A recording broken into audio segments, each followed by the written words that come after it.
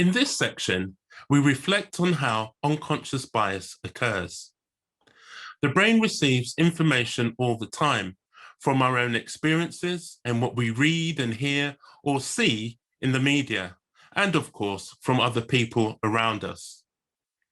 Our unconscious brain processes and sifts vast amounts of information, looking for patterns. The brain uses shortcuts to sift this information and to speed up decision-making. Unconscious bias is a byproduct of this process. We all make immediate snap decisions about new people. It's purely instinctual and happens faster than we can comprehend, as quickly as 30 milliseconds.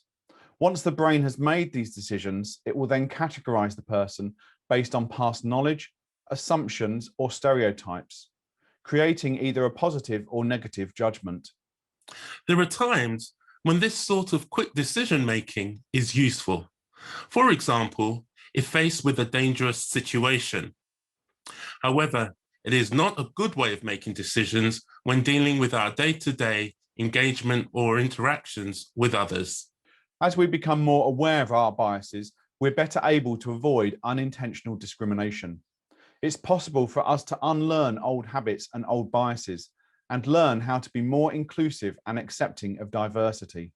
The way our brains work, we're taking in a huge amount of information all the time, and our brains have to make sense of that. And the things in our brains, the synapses, the things that make us our brains work, tend to order information and categorize it and group it.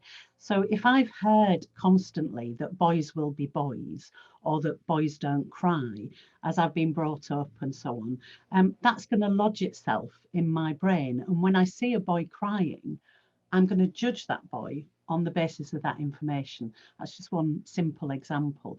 But you know, we're hardwired to, because of our evolution, the way that we've been programmed by history and events to look for threat, to look for safety.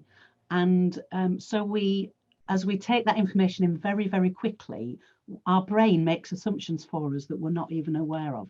So when someone walks into a room, I will judge that person without even knowing I'm doing it, based on the things I've heard, the films I've watched on telly. You know, if every film about a Muslim is that they're a terrorist, I'm going to make connections there, even though I know that's nonsense. You know, the way that we work as human beings is to categorize people, and we have to recognize that that's part of us and break that down and be open to the possibility of pushing against that and not accepting, because that unconscious bias turns into stereotypes, and the stereotypes lead to prejudice, and that leads to people being treated badly.